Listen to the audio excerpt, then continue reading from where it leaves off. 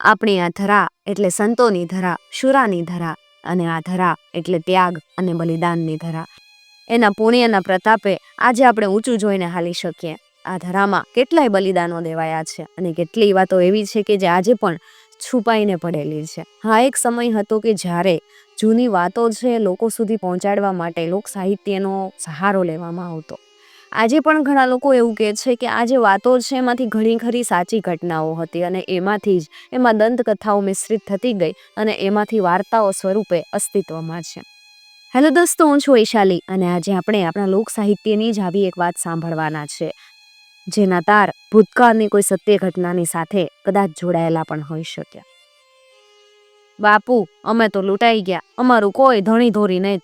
માથે બળતી સગડી લઈ અને 4-5 પટેલિયા ભર બજારમાં ચાલી જતી ઘોડાગાડી આંતરીને ઊભા રહ્યા.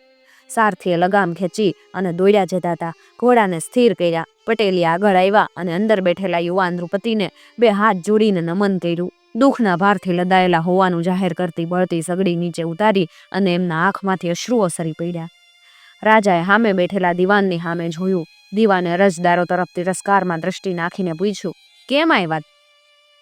બાપુ, આખી સીમ ભેળાઈ ગઈ, ખાવા દાણોય રહેવા નથી દીધો. રોજ રોજ ચોરીયું થાય અને મોલ ગુડાઈ જાય પણ કોઈ વારે કરે નહીં. ખેડૂતોએ કરગરતા અરજ કરી. સ્થાનિક અમલદારને મળો, દીવાને ટૂંકો જવાબ આપ્યો. ત્યાંય બધે પોલીસ, કોઈ ઊભું જ ક્યાં રહેવા દે. તપાસ કરશું એમ કહી અને દીવાને ગાડી હાંકવાની સૂચના આપી. રાજાએ દીવાનને પૂછ્યું, આવું અંધેર કેમ હાલત? બાપુ, હોય એમ કહી અને દીવાને મૂંગા ડોકું ધૂણાવ્યું. ચોર પારખવા કે પકડવા હેલા નહીં. હવે 2-4 દિવસ વીત્યા ને બીજા ગામના અરજદારો અરજી આવ્યા. એમ એકાદ પખવાડિયામાં તો રાજ્યની સરહદ સુધીના માણસો રંજાડની અનેક ફરિયાદો રજૂ કરી ગયા. દીવાનની ખાનગી ઘણી ચાપતી તપાસ અને ડારો, એમ છતાંય ચોરોનો અડ્ડો ઓછો થતો જ નહોતો કે રંજાડનારાઓ કાબૂમાં આવતા જ નહોતા. દીવાનના દિલને ચિંતારૂપી કીડો કોતરી ખાતો. બેચેન બની ગયેલો વૃદ્ધ દીવાન બેસતા રાજાની કીર્તિને ઉજ્જવળ બનાવવા માંગતો. બેસતો રાજા અને આવતી વહુ એનું સૂત્ર નિરંતર એના સ્મરણપટ ઉપર અથડાતું.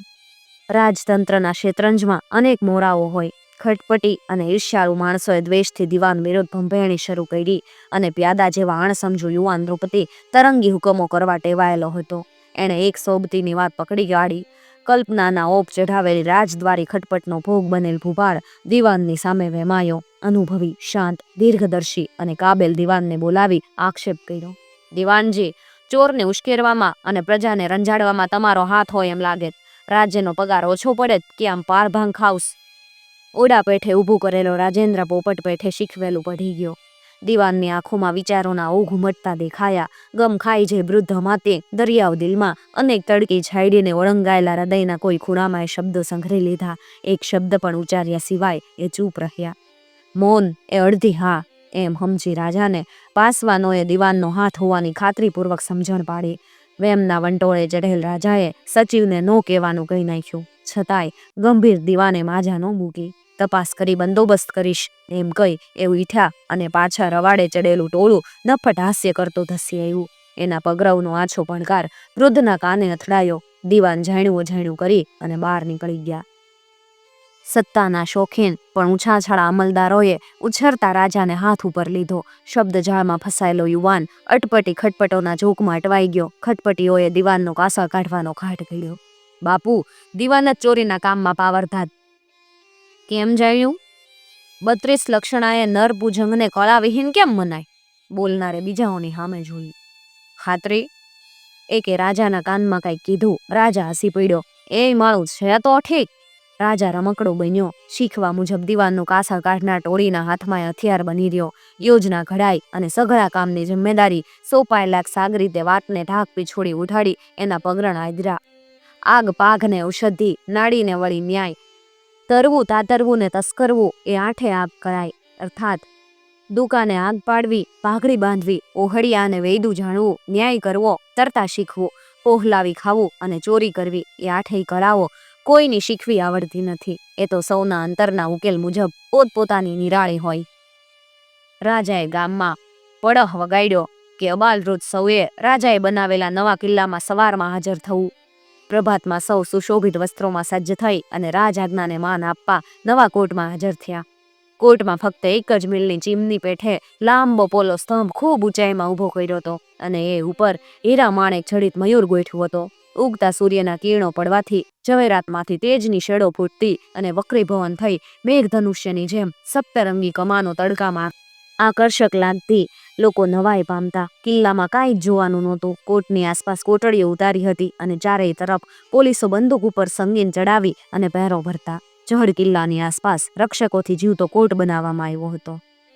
મહારાજાની સવારી આવતા લોકોમાં આનંદનો કોલાહલ વધ્યો. ઉત્સવ ઘેલા પ્રજાજનો અને નાગરિકોએ હર્ષના પુકારો કર્યા. હાથીની અંબાડીમાંથી રાજાની પડખેથી ઉતરતા દીવાનને પોતાની અંગરખાની છાલ ભરાતા કંઈક શંકા પડી, પણ એણે ગણકાર્યું નહીં. રાજાએ આવી અને આસન લીધું.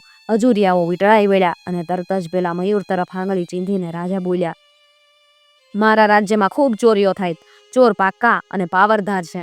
એવા રીઢા અને ખેપાન ચોરને રાજ્યના અમલદારોનું પીઠબળ છે એમ મારે કાને ભણકારા આવ્યા. એનો ત્રાસ હું જરાય સહન નથી કરતો. આ ભૂંગળું પોલું, એના ઉપર મેં અમૂલ્ય હીરાનો બનાવેલો મયુર ગોઠવાયો. મયુરના પગે તાર બાંધ્યાર છે અને તારનો બીજો છેડો સામે દેખાય એ તોપો અને બંદૂકો સાથે જોડ્યો છે. તો બંદૂકો ભરેલા તૈયાર છે. મયુરને અડે એટલે તરત જ તાર હાલે અને તરત ભડાકા થાય. આવી સુંદર કળા બનાવવાનું માન આપના રાજ્યના એક વિશ્વાસુ અમલદારને ઘટે છે. અને તરત જ એ પ્રમાણે મયુરને અડવા માટે એક માણસને સીડી ઉપર ચઢાવ્યો. એણે જઈને હાથ અડાડ્યો તે તો તાર ખેંચાય અને કાન ફાડી નાખે એવા અસંખ્ય અવાજો થયા. પ્રજા સ્તબ્ધ બની ગઈ. આ મોરને ચોરી જવાનું હું ચોરોને આહવાન આપું છું. દીવાનજી, જો આ મોર 1 મહિનામાં નહીં ચોરાઈ જાય તો તમારો શિરછેદ કરીશ, એમ કહી રાજા ઉઠીને ઊભો થઈ ગયો. દીવાનના હૃદયમાં ધ્રાસકો પડ્યો. વિરોધીઓ રાજી થયા. પ્રજા સમસમી ઉઠી. અમાત્યનો દેવ રૂઠો હોય એમ સૌને લાગ્યું. રાજ્યસનના પાયામાં સળો પેસતો હોય એમ પ્રજાએ અનુમાન્યું. બાપુ, મારાથી ચોરી થાય? તમે તો ચોરના જમાદાર છો, કટાક્ષમાં હજુરિયો બોલ્યો અને દીવાનની કડી આંખ એના તરફ વળી. પણ એ નફ્ફટ મનુષ્યના હૃદયમાં ક્ષોભ ન થયો. દીવાને કાવતરું રમાતું જોયું. માકડની હાર પેઠે સુખ દુઃખના કર્મના થર ઉખડતા એમણે માન્યા. જેવું ભાવી એમ કહી એમણે ઝટપટ ઘરનો રસ્તો લીધો. ચિંતાના ચાકડે ચડેલા માત્ય સુકાતો હાલ્યો. એની આંખો ઊંડી ગઈ. 2-4 દિવસમાં એના હૈયામાં અને દેહમાં છુપાયેલો હાડપિંજર વસ્ત્ર હોહરવું ડોકિયા કરવા લાગ્યું. આ દીવાનની દીકરી ગામમાં જ પરણાવેલી. નોકરો મારફત એણે બાપના સમાચાર મેળવ્યા. એની આંખમાંથી શ્રાવણ ભાદરવો શરૂ થયો. એ બાપના દુઃખ સાંભળી શકી નહીં. એનાથી બાપના સંકટ જીરવાયા નહીં. દીવાનના જમાઈ સામે બેઠા બેઠા જમતા હતા. એમણે બાઈને રડતી જોઈ અને મશ્કરી કરતા પૂછ્યું, કેમ ઓછું આવ્યું? બાપા યાદ આવ્યા? મારા બાપાને હવે કેટલા દિવસની મહેમાની? રાજ્ય કો પુત્રો એને કોણ પાછો વાળે? રાજ્ય આજ્ઞા મેં સાંભળી જ 1 મહિનામાં તો મોર ચોરાઈ જવાનું. દીવાન ચિંતા શું કરવા કરે? દુઃખના અનુભવી દુઃખની વેદના જાણી શક્યા. બાકી સંકટમાં દિલાસા તો હવું આપે. એવો એણે ટોણો માર્યો. શેઠે હાથમાં લીધેલ કોળિયો નીચે મૂક્યો. હથેળીમાં આંજલી લીધીને જળ મૂક્યું. જ્યાં સુધી મોર ચોરી ન લાવું ને ત્યાં સુધી તું મારે અસ્પૃશ્ય છે. તું આજે જ તારે પિયર હાલી જા. ઓળનું ચોળ વેતરાયેલું જોઈ બાઈ કંપી ગઈ. પતિની કડકાઈ એ જાણતી હતી. એક શબ્દ પણ બોલ્યા સિવાય એ સાસરેથી નીકળી અને પિયર પહોંચી ગઈ. રડતી આંખોમાં લાલાશ જોઈ અને દીવાનજી ચીમડાઈ ગયા. પુત્રીએ વાત કહી અને દીવાનજીથી ધ્રુસકું મુકાઈ ગયું. એણે જમાઈનું મૃત્યુ દોડી આવતું અટકળ્યું. જો મોર ચોરાય નહીં તો પોતાનો શિરછેદ થાય. ચોરાય તો ચોરનાર જમાઈ આટલા ઝપતાથી પકડાયા વગર રહે નહીં, અને પકડાય એટલે હાથીને પગે થાય. એટલું જ નહીં, પણ હું ચોરી કરાવું છું, ચોરીમાં મારો હાથ છે એમ પણ સાબિત થાય અને દીકરી જમાઈના રિહામણા નફા મારે. દીવાનની આંખે જાણે ત્રિરાશિ રચાઈ ગઈ. પ્રભુ ઉપર વિશ્વાસ રાખનારો ધીરજવાન દીવાન સમુદ્ર તટે પછડાટ મારતા મોજાઓ જેવા દુઃખના પ્રચંડ હલ્લાઓ સહતો ઉદ્વિગ્ન મને જોઈ રહ્યો. રાજાએ કિલ્લો બનાવડાવ્યો. એની બાજુમાં કંઈક આવું દ્રશ્ય હતું. શેરખા, હજુ પેલા શેઠ કેમ ન આવ્યા? કહુંબાનો અમલ ઉતરી જતા બંગાહુ ખાઈને પહેરેગીરે પોતાની બાજુમાં બેઠા બેઠા હુકો પિતા જોડીદારને પૂછ્યું. એ આવે. લાંબી નજર નાખવા આંખ ઉપર હથેળી મૂકીને બીજાએ જવાબ આપ્યો. થોડી વારમાં હાથમાં મીઠાઈનું પોટકું લઈ અને શેઠ આવી પહોંચ્યા ને પહેરેગીરોનું ટોળું જમ્યું. અફીણને ખરલમાં ખોટી કહું બહુ બનાવ્યો ને અમલ લેવાયા. ઉપર મીઠાઈના ખાર ભંજણા થયા અને તમાકુની મીઠી સોરમથી ઘેઘૂર બનેલી આંખોવાળા પહેરેગીરો વાતે ચડ્યા. હંમેશના રિવાજ મુજબ 2 ઘડી આનંદ કરી અને શેઠ ગામમાં હેલ્યા આવતા. રાજાનો સખત હુકમ તોડવાની કોઈની તાકાત નહોતી. રાતના 8 વાગ્યા પછી નીકળનારને ગરદન મરાતો. ફક્ત મુર્દાને અવલ મંજલ પહોંચાડવા સ્મશાન જતા ડાઘુઓને છૂટ રહેતી. મોરને ચોરવા માટે જાહેર હુકમ કર્યા પછી તો સખત પ્રતિબંધ રહેતો. શેઠ અને પહેરેગીરો જીવજાન મિત્રો બન્યા હતા. સ્વાર્થી મિત્રાચારીની પાછળ રહેલું વિષ પારખવાની બુદ્ધિ અભણ પહેરેગીરોમાં નહોતી. ચીર પરિચિત બનેલ શેઠ વિશ્વાસુ બની ગયો હતો. લાલચુ બંધાણીઓના મોઢા ડાભ્યા હતા એટલે ચોકી પહેરો પણ શિથિલ બન્યો હતો. એક દિવસ શેઠ પુત્રે કીધું, મિયા સાહેબ, હંમેશા મીઠાઈ લાવું છું એટલે લોકો ટીકા કરે.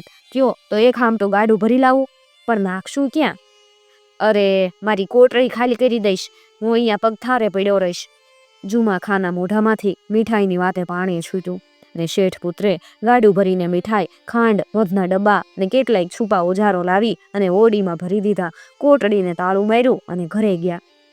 2-4 દિવસ વહી ગયા. પહેરેગીરો અને શેઠ હંમેશા ઓડીમાંથી મીઠાઈ કાઢતા, ખાતા પીતા ને મોજ માણતા.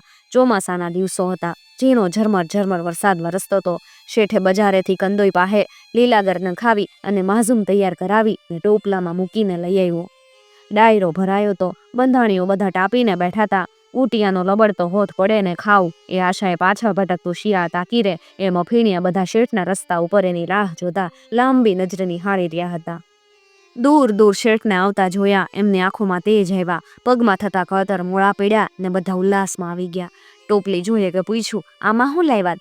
અરે, માઝૂમની સોડમે તો ગામને ગાંડું બનાવ્યું. મને થયું કે હુંય લઈ જાઉં. વાહ, હું સોડમ આવે ને બધાના મોઢામાં પાણી આવ્યા ને સૌ હોઠ ચાટવા લાગ્યા. નાસ્તા પાણી પછી શેઠ તરત જ ઉઠ્યા ને આજે તો વહેલા વહેલા ઘર તરફ પડ્યા. 2 ઘડીમાં ઘારણ આવ્યું ને પહેરેગીરો લીલાગરના નશામાં ઢળી પડ્યા. અંધારું થતા લપાઈ બેઠેલા શેઠે ઓડી ઉઘાડી, પોતાના ઓજારો કાઢ્યા ને અંદર બેસી ગગન સાથે વાતો કરતા પોલા ભૂંગળા માથે નિહાણી ટેકવી ને ઉપર ચડ્યો. માથે ઉપાડેલ ખાંડની ટોપલી સીડીના છેલ્લે પગથિયે ભરાવી. વરસાદના ફોરા પડતા મધ મિશ્રિત ભેજવાળી ખાંડ લોચા બની ગઈ હતી. ભેજ લાગ્યો હતો. એમાં થોડું ઝાપટું આવ્યું અને પ્રવાહી બનેલી ખાંડ અંદર ઉતરી ગઈ. બીજી ટોપલી પણ નાખી. એમ આખો કોથળો ખાંડ એણે ભૂંગળામાં ઉતારી દીધી.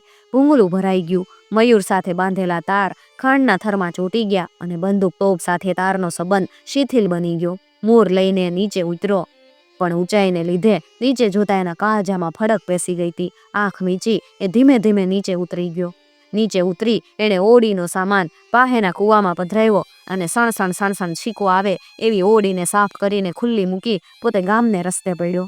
ગામમાં પહોંચતા તો ખૂબ મોડું થઈ ગયું હતું. અંધારે જતા પહેરેગીર પકડે તો હવારે રાજા હાથીને પેગ કરે એ દહેશત એના કાળજામાં ધીમો પણ છૂપો ધ્રુજારો લાવતી હતી. એણે માથે પછેડી ઓઢી અને મરી ગયેલા નાના બાળકનું મળદું ઉપાડે એમ એણે મયુરને ઉપાડ્યો ને ઉપર પછેડી ઢાંકી હાથ ખૂટનો એકનો એક દીકરો મરી ગયો હોય એવા રુદન આદર્યા. એણે ગામ વિંધી ભર બજારે આગળ વધી સોનાપુરનો રસ્તો લીધો. એના રોણાથી પહેરેગીરોએ એને રોક્યો નહીં. એનો વલોપાત, એની રુદનની હલક સાંભળનારા કાળજામાં દિલસોજી ઉત્પન્ન કરતા. દિશાઓ પણ એના રુદનમાં સૂર પુરાવતી. એક ગલીમાં એ વળ્યો અને ઝરૂખામાં દીવાના પ્રકાશે ચોપાટ રમતા દંપતીએ એ રુદન સાંભળ્યા. બાઈનું કાળજું કંપી ઉઠ્યું. પોજા હૃદયની સ્ત્રી પારકા દુખે દુખી થઈ ગઈ. એનાથી બોલાઈ જવાયું. અર્ર, બિચારાનો એકનો એક દીકરો મરી ગયો લાગેસ. પુરુષ થંભ્યો, રુદન પારખ્યું ને હસી પડ્યો. તમને તે આમાં કારમાં મૃત્યુનું દુઃખ સાંભળીને હસવું કેમ આવે? પણ આ પુત્ર મરણના રોણા નથ ત્યારે એ તો કોઈ ઢોંગીના ઢોંગ. તમને તો કોઈ દી કોઈનું દુઃખ હૈયે વૈસુસ જાણ્યા વગર એવા દુઃખની તમને શું કિંમત હોય? સ્ત્રી હટ પાસે પુરુષનું ચાલ્યું નહીં. ચોપાડ ઓલાળી મૂકી અને ઊભો થઈ ગયો અને ખીતીએ પડેલ પછેડી ઉપાડી માથે ઓઢી પેલા આગળ જનારને પગલે પગલું દાબી મૂંગો પાછળ હાલતો થયો. સ્મશાન આવ્યું. મળદું રાતવાસો ઘરમાં નહીં રાખવાની બીકે નગરમાંથી અનેક મળદા આવી ગયા હતા, પણ રાત્રે અગ્નિદાહ નહીં દેતા સવારે આપવાના રિવાજ મુજબ ડાઘો પાછા હાલ્યા ગયેલા. આગળ ચાલનારે મુર્દા ઓળંગ્યા ગણ્યા ને સામે દેખાતા ઝાડ નીચે ખાડો ખોદી ખોળે લીધેલો મયુર અંદર ભંડારી ઉપર ધૂળ વાળી અને પાછો વળ્યો. એના ચહેરા ઉપર આત્મસંતોષ હતો. એની આંખમાં વિજયનો નશો હતો. આ પાછળ જનાર પુરુષ મળદા વચ્ચે હુઈ ગયો. એણે કાટિયા પેઠે પછેડી ઓઢી લીધી અને શ્વાસ રૂંધીને પડ્યો રહ્યો. શેઠ પુત્ર પાછો આવીને જોવે તો એક મળદું વધેલું એને ફાળ પડી. કોઈએ એનો પીછો લીધો હશે. એણે પોતાની પાસેની લોઢાના ફળાવાળી અણીદાર લાકડી એક મુર્દામાં ઘોંચી જોઈ. કોઈ હળવું નહીં. એણે આંખો ચોળી પણ કાંઈ દેખાયું નહીં. કાન સરવા કર્યા પણ હંચળ સંભળાયો નહીં. કોઈ આવ્યું ગયું નહોતું એવી એને ખાતરી થઈ. ગણતા ભૂલ્યો હોઈશ એમ મનનું સમાધાન કરી અને ગામમાં પાછો ગયો. પેલાએ ઉઠીને મયુર ખોદી કાઢ્યો, ધૂળ ખંખેરી સાફ કર્યો ને પાછો પછેડી નીચે હંતાડી ઉતાવળે પગલે ગલીચુને રસ્તે ઝપાટા પૂર ઘરે પોગી ગયો અને બાણું ઉઘાડી મેળી ઉપર ચડ્યો. એને મ્યાન મદને બેઠા બેઠા રાહ જોતી સ્ત્રી પાસે ગુસ્સામાં મયુર પછાડીને કીધું, જો નકામી, આ પેલાનો મરી ગયેલો છોકરો. બાઈની આંખો આશ્ચર્યમાં ફાટી રહી. એ પાછી હટી ગઈ. પુરુષે મયુર ઉપાડી ત્રીજે માળે ના ઢારે બાંધી દીધો. આખા ગામમાં હાહાકાર થઈ ગયો. આટલો સખ્ત બંદોબસ્ત એમ છતાંય કાળા માથાનો માનવી મોર ચોરી ગયો. ચોકીદારના શ્વાસ પ્રાણ ઉડી ગયા. રઘવાયા થઈ તેઓ અહીંયા ત્યાં દોડાદોડ કરી રહ્યા હતા. મહારાજાએ ઉઠતા જ મોર ચોરાયના સમાચાર જાણ્યા. મુદતની છેલ્લી મધરાતે મોર ચોરાઈ જતા ખુશામતીઓના મોઢા અગ્નિ હોહરવા કાઢેલ શરીર જેવા કાળાશ મારી ગયા. ગુસ્સે થયેલ ભૂપાલે ચોકીદારોને હાથીને પગે કરવાનો તુરંગી હુકમ મનસુબા પ્રમાણે જાહેર કર્યો. કંગાળ ચોકીદારો કળકળતી આતડીએ ઘૂંટણીએ પડ્યા અને આંખમાંથી વહેતા ચોધા રાહુડે જમીન ભીંજવી નાખી. પડખે બેઠેલા અંતરના ઉલ્લાસમાં નવ પલ્લવ થયેલી રોમ રોઈ વાળા દીવાને મહારાજા તરફ જોયું, હાથ જોડ્યાને કીધું, બાપુ, એને ચોર શોધી લાવવાની તક તો આપો. ચોકીદારોના દિલમાં જીવન આશાના અંકુર ફૂટ્યા. એમણે દીવાનને અંતરની હજારો આશીષો પહોંચાડી. મહારાજા એ તો રમકડું હતા, આમે લડે ને તેમેય લડે. એમણે ચોર શોધી લાવવાની અઠવાડિયાની મુદત આપી. ચોકીદારોમાં 4-5 ખેલાડી નર હતા. એમણે પોતાનો ધંધો શરૂ કર્યો. ગામને પાદર પડેલ નટવાની ટોળીને પકડી આણી. ગામના મધ્ય ચોકમાં આભ સાથે હરીફાઈમાં ઉતરે એવા ગગનચુંબી વાસને ઊભો ઊંચો કર્યો અને જેમ ખિસકોલી ઊંચું પૂંછડું લઈ અને ભય વખતે સડેડાટ ઝાડના થડ ઉપર દોડી જાય એમ નટવો કચ્છ મારી વાસ સાથે પગ ભરાવતો વાંદરા મિસાલે તલપતો અને ચોટતો સડેડાટ ટોંચે પહોંચી ગયો. એણે પોતાની ભેટમાં ખોસેલી પોલી ભૂંગળીમાં વાસનો છેડો ખોસ્યો ને જાણે રૂના ગલ્લામાં તો હોય એમ નિશ્ચિત જીવે લાંબો થઈને સૂતો. કુંભારના ચાકને ગોળ ફેરવે એમ નીચેના માણસે વાસને ફેરવ્યો અને ફેર ફદોડોની પેઠે ખમ્મર ખમ્મર ગોળ ફરતો નટવો સૌના મુખેથી અરેરાટી કઢાવતો હમણાં પડશે. સૌના જીવ તાળમે ચોટી ગયા. અનિમેષ નહીને સૌ ઊંચું તાકી રહ્યા. એ આખા ટોળામાં ફક્ત એક જ માણસ ઊંચું જોયા કરતો, ફડકી ઉઠતો ને નીચું જોઈ જતો. એના કાળજામાં ઊંચાઈનું માપ ધ્રુજારી છૂટાવતું. પાસે ઉભેલા ચોકીદારે એનું કાંડું પકડ્યું. પેલો ઝબકી ઉઠ્યો, ખુશે ભાઈ. ચોકીદાર એને બાજુએ લઈ ગયો અને કીધું, કાંઈ નથી, પણ પેલો મોર. બાજુમાં જ વેશ બદલો કરી ઉભેલા રાજાએ બંનેને ધૂસફૂસ કાન ફંફોસડી કરતા જોયા. એમણે કાન સરવા કર્યા અને સાંભળ્યું. લાવી દઉં. રાજા ખસ્યો. એણે શેઠને પાસે બોલાવ્યોને પૂછ્યું, ક્યાં છે? રાજા ઓળખાઈ ગયો. શેઠ ભયથી ખમચ્યો. બી નહીં, મયુર તારો, એમ કહી રાજાએ તેને આશ્વાસન આપ્યું અને ત્રણેય ગયા મસાણ તરફ. ખોદીને જોવે તો ખાડો ખાલી. શેઠથી ચીસ પડાઈ ગઈ, બાપુ, મોરમાં ચોર પડ્યા. ત્રણેયને ધ્રાસકો પડ્યો. ચોર માથાનો લાગે. બાપુ, ચોકીદારોની ફરજ ઉતરી, મને અઠવાડિયું આપો, પણ બધી ગંધિયાણાની દુકાનો બંધ રહે અને મારી દુકાન સિવાય કોઈથી દવા વેચાય નહીં. ગામમાં દાંડો પીટાઈ ગયો. ઢંઢેરો સાંભળી ગામ આખામાં કોલાહલ થયો. ગાંધી બધા ચપોચપ દુકાનો બંધ કરી ખંભે કુશ્યુના જુડા લટકાવી બગલમાં ચોપડાના પોટલા લઈ અને ઘર તરફ ઉપડ્યા. બીજે જ દિવસે એક ડોશી લેપ લેવા આવી. એને લેપ આપીને શેઠ તરત જ ઉઠ્યા, ખંભે ખેસ નાખ્યો અને ડોશીની પાછળ ગયા. ઘર જોયું ને તરત જ રાજ દરબારે પહોંચ્યા. બાપુ, ચોર જડ્યો. દીવાનની આંખો ચમકી. પોતાનો જમાઈ આવા વિકટ કાર્યોમાં ઝંપલાવે, જીવ સટોસટના સાહસ ખેડે અને વિજય પામી પાર ઉતરે એથી બીજા હર્ષની વાત કઈ હોય.